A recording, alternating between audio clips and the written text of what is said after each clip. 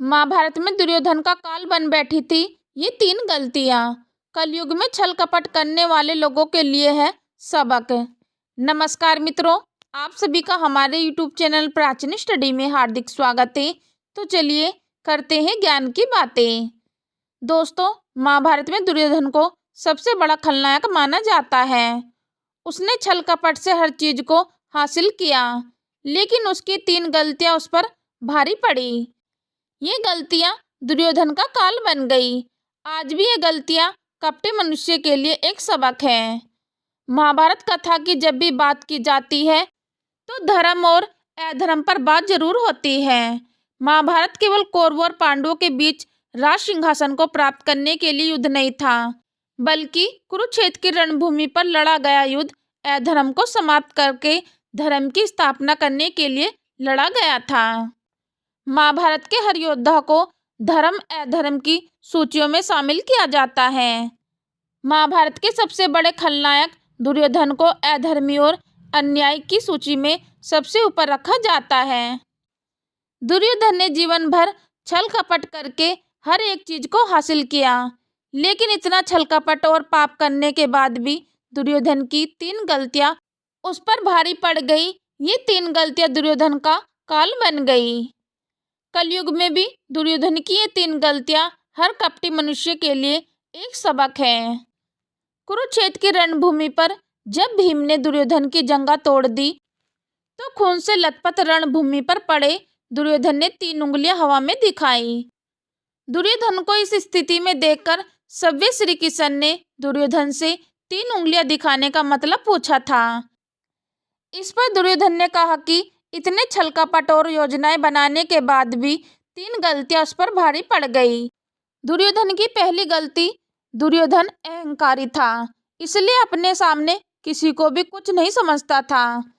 कलयुग में भी आपको अपने पास ऐसे लोग मिल जाएंगे जो किसी चीज का ज्ञान नहीं रखते, लेकिन सभी को सबसे बड़ा ज्ञानी समझते हैं। वे केवल अपने बड़बोलेपन और चिकनी चोपड़ी बातों से खुद को सर्वश्रेष्ठ दिखाते हैं। दुर्योधन का स्वभाव भी कुछ ऐसा ही था कि तभी उसने श्री कृष्ण की बजाय नारायणी सेना को चुना था, क्योंकि उसे लगा था कि एक श्री कृष्ण मुझे युद्ध कैसे जिता सकते हैं, जबकि हजारों योद्धाओं से भरी नारायणी सेना उनकी शक्तियों को बढ़ाएगी। दोस्तों, दुर्योधन की दूसरी सबसे बड़ी गलती थी कि उसने अपनी माँ की बात को हमेशा ही अनदेखा किया। जब दुर्योधन की माँ गांधारी ने उसे नंग अवस्था में एकांत में आने को कहा था, जिससे कि वे अपने नेत्रों से निकलते तेज से दुर्योधन के शरीर को ब्रज का बनाना चाहती थी, लेकिन अंतिम समय में किसी अन्य के कहने पर दुर्योधन ने अपनी माँ के वचन को गंभीरता से नहीं लिया और पत्ते लपेटकर अपनी माँ के सामने आ गया, जिससे दुर्योधन का शरीर पूरी तरह से ब्रज का नहीं बन सका।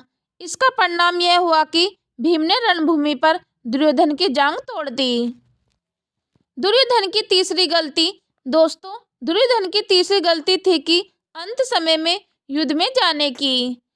दुर्योधन ने अपने सभी योद्धाओं को रणभूमि में लड़ने के लिए आगे भेज दिया। दुर्योधन अगर सबसे पहले युद्ध में लड़ने के लिए आता तो अंत में इस तरह अकेला नहीं पड़ता। दुर्योधन ने अपने खेमे के योद्धाओं की शक्तियों का उपयोग ठीक प्रकार से नहीं किया। अहंकार में दुर्योधन ने हर योद्धा को बिना किसी रणनीति के रणभूमि पर भेज दिया। दोस्तों, आशा करती हूँ कि आप भी इस वीडियो के माध्यम से जान गए होंगे आखिर दुर्योधन की कौन सी 3 गलतियाँ उस पर भारी पड़ी। तो दोस्तों, नीचे दी गई कमेंट बॉक्स में कमेंट करके अपनी राय अवश्य बताएं। यदि दोस्तों आप रोजाना ऐसे अन्य धार्मिक वीडियो पाना चाहते हो तो हमारे चैनल प्राचीन स्टडी से जुड़े रहें। यदि आपने अभी तक हमारे चैनल को सब्सक्राइब नहीं किया तो चैनल को सब्सक्राइब और वीडियो को एक लाइक अवश्य कर दें। यदि भगवान श्री कृष्ण के प्रति सच्ची श्रद्धा है तो राधे राधे जय श्री कृष्ण अवश्य लिखें। चलो तो दोस्तों, मिलते हैं फिर नेक्स्ट वीडियो में नए ज्ञान के साथ। हम लेते हैं आपसे विदा। धन्यवाद।